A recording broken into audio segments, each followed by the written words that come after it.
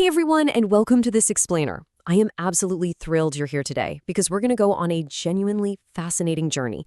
We are going to explore exactly how pizza became, well, pizza. We're talking, of course, about the world's absolute favorite comfort food. So let's just dive right into it with a question to really set the stage for us. How exactly did an ancient, purely functional edible plate transform into a $145 billion global empire? I mean, really think about that for a second. What we casually order on a Friday night has this dramatic, millennia-spanning evolution behind it. It literally went from being a utilitarian tool for ancient soldiers to a massive modern global commodity. Let's unravel this whole story together. All right, here's our historical menu for today's explainer. 1. The ancient edible plate. 2. Naples and the tomato. 3. The Queen Margherita myth. 4. Immigration and World War II. And finally, 5, a global cultural heritage. Okay, starting off with part 1, the ancient edible plate, utilitarian origins. So long before Naples, you've got these early proto-pizzas popping up all across the ancient world. In the 6th century BC, Persian soldiers serving under Darius the Great were literally baking flatbreads topped with cheese and dates right on their battle shields. Crazy, right? Fast forward to the classical era, and the Greeks are offering flatbreads called plakos, topped with herbs and garlic at their banquets. And by 79 AD, the Romans are baking panis focaccius, which is the direct ancestor of focaccia. These ancient citizens and soldiers basically used these flatbreads as functional, disposable plates. They soaked up meat juices, needed almost no equipment to cook, and were super easy to carry around. But you might be wondering, when did we actually start calling it pizza? Well, the answer is hidden in a genuinely hilarious medieval lease agreement from Gaeta, Italy, way back in May of 997 AD.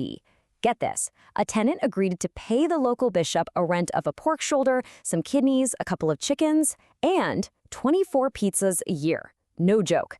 This is literally the very first time the specific word pizza officially entered the historical record.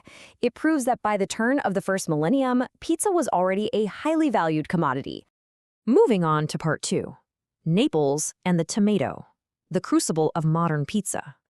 Okay, to really understand how modern pizza was born, you've got to understand the Lazzaroni. These were the incredibly impoverished working-class folks of 18th century Naples. They lived in packed, tiny, one-room dwellings that had absolutely zero kitchens or cooking facilities. So out of sheer necessity and a desperate need for cheap, fast calories they could eat on the go, these laborers essentially invented the modern pizza industry. Vendors would sell thin flatbreads out of copper stoves balanced right on their heads, cutting slices to match whatever tiny budget the customer happened to have that day. Now, here is where the story takes a super fascinating turn with the tomato. When Spanish conquistadors brought the tomato back from the Americas, the European elites were terrified of it. Because it's part of the nightshade family, they were absolutely convinced it was poisonous and avoided it like the plague. But the Neapolitan Lazzaroni? Yeah, they couldn't afford to be picky. To them, this dreaded, unwanted fruit was just a cheap, abundant source of calories. They started slathering these incredibly cheap tomatoes onto their flatbreads, fundamentally changing the dish forever and creating the modern pizza base we all recognize today. What's really amazing is what these early pizzas actually consisted of. They were strictly utilitarian street food, packed with cheap but incredibly bold flavors.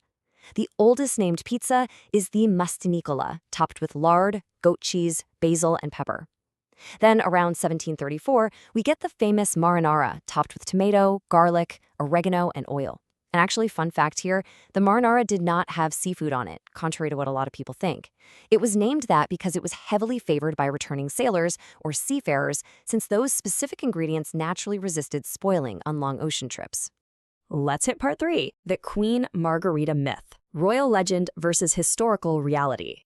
So, you've probably heard this story. The legend claims that in 1889, a pizzaiolo named Raffaele Esposito invented a highly patriotic pie featuring red tomatoes, white mozzarella, and green basil to perfectly match the Italian flag for the visiting Queen Margherita. It's a fantastic story, and it really elevated pizza status. But looking impartially at the historical reality, Margherita-style pizzas actually existed decades earlier. They were being eaten by the poor as far back as 1796. And modern historians have actually found that the famous royal thank you letter was highly likely a 1930s marketing fabrication, concocted just to drum up business. It's a brilliant myth for sure, but the reality is that the poor were eating this masterpiece long before royalty ever claimed it. All right, part 4, Immigration and World War II, from ethnic niche to global staple. In the late 19th and early 20th centuries, Italian immigrants, like Filippo Malone, brought their street food over to American cities. By 1905, Lombardi's in New York City got its business license. But what's really captivating here is that, back then, pizza was almost entirely confined to Italian-American enclaves. In fact, a lot of Americans couldn't even pronounce the word pizza, affectionately referring to the massive slices simply as tomato pies. So for decades, it basically sat quietly as a strictly ethnic niche dish. But then came the catalyst that changed literally everything, and it happened in a totally unexpected way. Between 1943 and 1945, hundreds of thousands of American GIs fought in the brutal Italian campaign. Now, these soldiers heavily detested their insufficient daily K rations. So what did they do? Well, they discovered the local Neapolitan flatbreads being shared by the Italian civilians, and they absolutely fell in love with it.